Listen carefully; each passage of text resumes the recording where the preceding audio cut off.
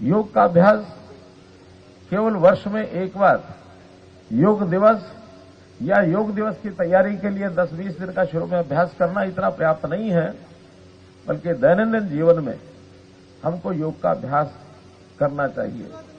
अब वो 10 मिनट से लेकर 1 घंटे तक कितना ही हम कर सकते हैं, जितना समय हमको अनुमति दे और जितना शरीर हमारा हमको अनुमति दे, क्योंकि बहुत कठिन आसन भी इसमें रहते हैं।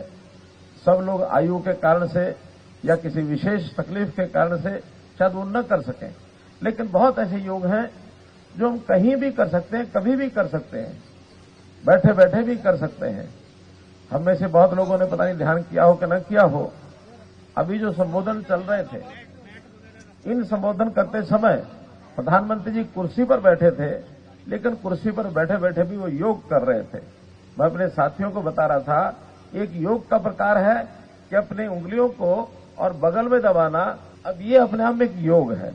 और इस योग को आप 15 मिनट 20 मिनट जब तक बैठे हैं, सुन रहे हैं, आप करते रहें, इसका बहुत बड़ा लाभ होता है।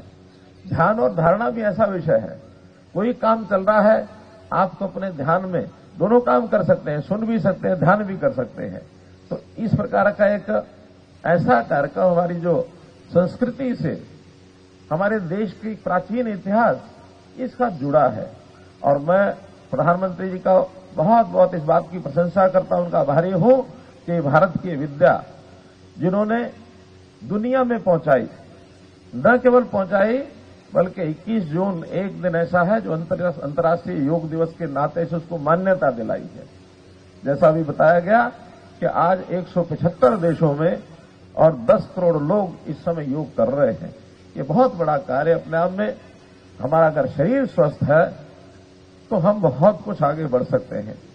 भगवान कृष्ण ने भी गीता में कहा है, योगः कर्म कौशलम।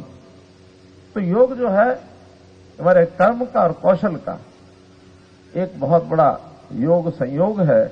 अगर ये विषय अपने जीवन में उतारते हैं तो चाहे हमारा व्यक्तिगत जीवन है, चाहे हमारा व्यावसायिक जीवन है, हम कोई समाज की सेवा करते हैं या अपनी आयु को लंबा करके और सुखी जीवन व्यतीत करना चाहते हैं, तो योग से बड़ा कोई साधन नहीं है।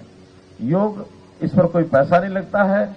योग हमको, हमारे जीवन को बीमारी से बचाता है। बीमार होकर के और इलाज कराना ये अपना में एक काम है, लेकिन इलाज कराने की नौबत तब आती है जब हम बीमार होते हैं, अस्वस्थ होते हैं।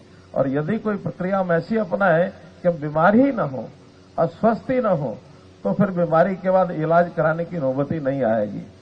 और जिस जीवन का व्यक्ति निरोगी होता है, तो निरोगी काया जो होती है वो व्यक्ति को बहुत आनंदित करती है।